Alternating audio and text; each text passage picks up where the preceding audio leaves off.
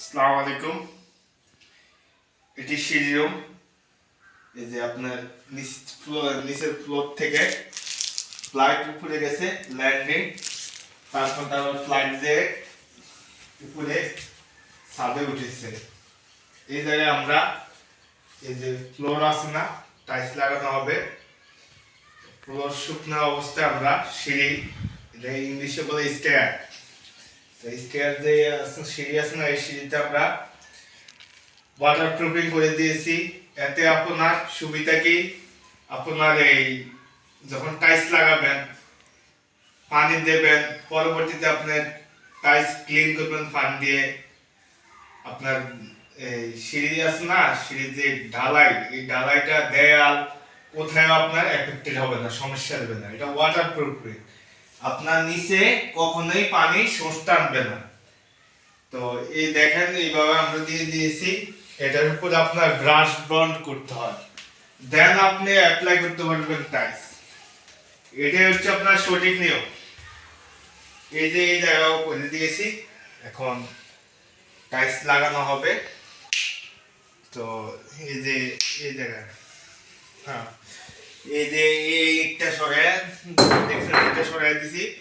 এই ওয়াটারপ্রুফিং করে আপনি কাজ করাবেন। আর টাইলস লাগাবেন সবসময় মোটা বাল দিয়ে, চিকন বাল দিয়ে কখনো টাইলস লাগাবেন না। বালু যখন নদী থেকে উত্তোলন করা হয়, ওই বালুর থেকে তিন কোয়ালিটির বালু বানায়। একটি হচ্ছে ভরাট বালু, যেটাকে ইংলিশে বলে ফিলিং স্যান্ড। তারপর মিডিয়াম সাইজের স্যান্ড, মানে বালি, মিডিয়াম সাইজের বালু। তারপর হচ্ছে মোটা বালু। তো মোটা বালুতে আপনার আয়রন কম থাকে। আয়রন বলতে গেলে বাংলা বোঝায় লবণাক্ততা।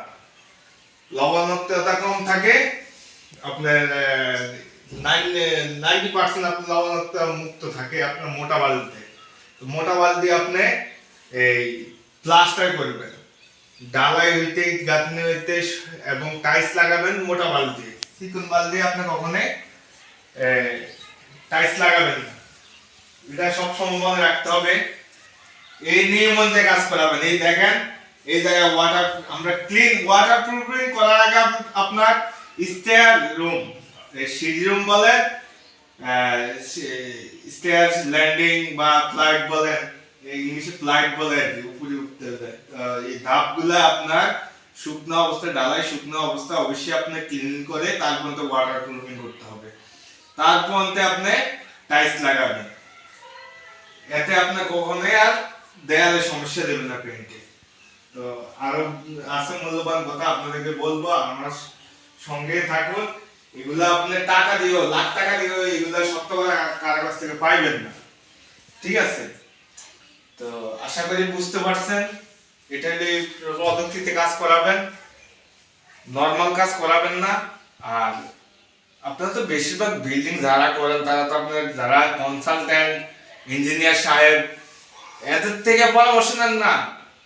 এই হচ্ছে মূল সমস্যা। আপনারা নেন কার কাছ থেকে, যার যোগ্যতা নাই ওনার কাছ থেকে নেন। তো আমরা পেন্টে কাজ করে, ভালো লাগলে আসবেন, না হলে নাকে তেল দিয়ে ঘুম যাবেন। আল্লাহ হাফেজ।